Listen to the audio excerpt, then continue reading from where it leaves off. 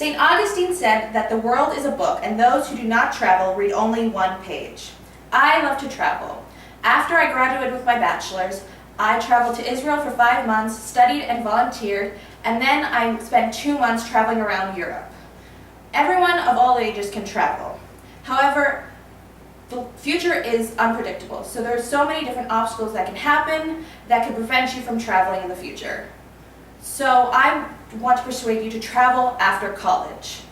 An article called 3 Reasons to Travel While You're Young by Jeff Goins said most people who waited to travel never did.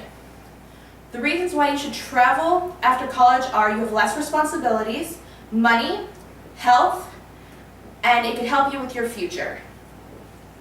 So the first is you have less responsibilities. After college, you most likely don't have a full-time job, so you don't have work or that to prevent you from traveling. Also, according to the Huffington Post, and as you can see on this graph, the average age that men are getting married is 29, and the average age that women are getting married is around 27. Also, in this graph right here, the average age women are having their first child is 26 years old. So if you travel after college, you're most likely not married, and you most likely don't have any children, so you are free, essentially.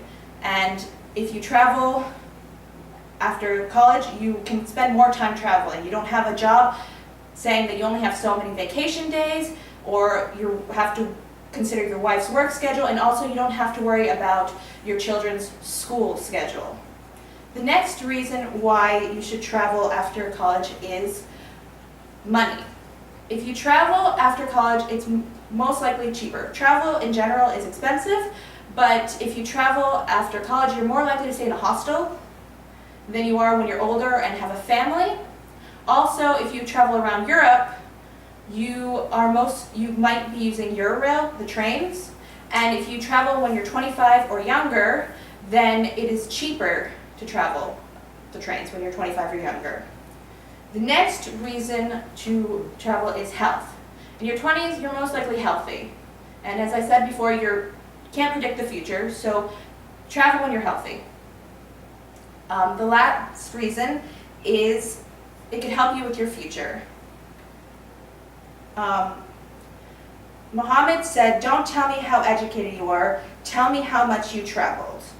In an article by Thought Catalog, they said that the resumes can be very important, and if you show traveling on your resumes, then you can possibly be hired more than someone who has never traveled, because if the company is working with people from different cultures, since you've traveled and encountered people from different cultures, you're more likely to be hired. Also, in the article, it talks about how if you already have a job and the company has to travel for business, you're more likely to be the one to travel because of the fact that you've already experienced traveling, and also because only 30% of Americans have valid passports. Another reason is because it can help you figure out what you want to do with your future. An article in Teen Vogue talked about a guy named Josh Gaston, and he didn't know what he wanted to do with his future, and after he decided to go traveling, and after he traveled, he ended up in China, and he was teaching. And now he's back in the States, and he is studying to teach English to speakers of other languages. And James Baldwin, an American novelist, says, "I met a lot of people in Europe. I even encountered myself." So if you travel, you can find out what you want to do with your future. So if you're still thinking, I can wait, or I'm going to wait till I retire, while I was on my trip, I did a tour for a few days 2 weeks actually, with a bunch of other people, and 2 of the people were elderly. And about halfway through the trip, the elderly woman fell, and she hurt her arm, and the next day her and her husband left the trip, and they lost the money and they missed the rest of the trip. Now, I know you might be thinking that,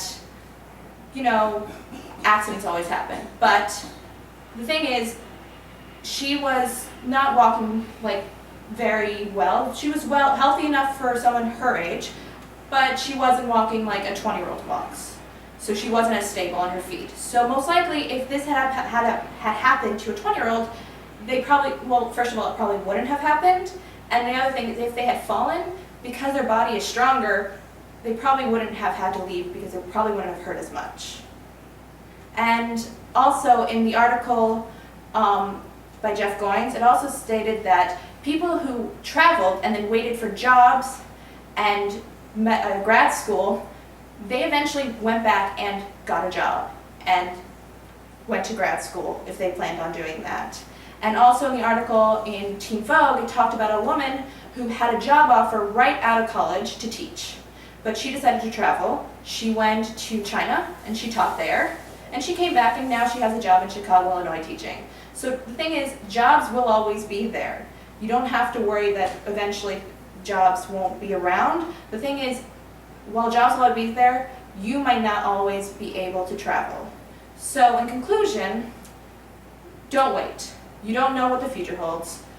Right now, if you travel after college, you have less responsibilities, you don't have to spend as much money, you're more likely healthy, and it could really end up helping you with your future and whatever you want to do with your future. Thank you, and are there any questions? What is the things you have to be concerned while traveling?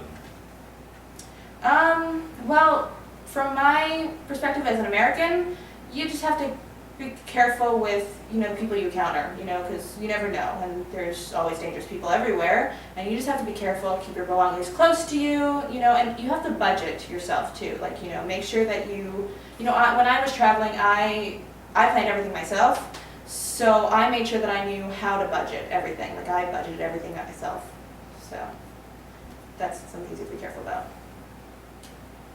Who was the most interesting person you met on your trip, and did they teach you anything that you've taken with you since you got back? I met a lot of people on the trip because I also did tours, and I actually met a nurse on my trip. I met a couple nurses, and that's actually what I want to do with my life, and they gave me some really great perspectives, and if I hadn't gone on the trip, I wouldn't have met them, so that was something that was very valuable for me. And on the trip that you said you had multiple trips in Europe, what countries were these people from? Some are from the US, some were from Israel, a lot are from Australia, England, Ireland, Scotland. There was some from many countries. Most were English-speaking countries because of the fact that this was an English tour. What was the most interesting part of the culture that you learned while traveling?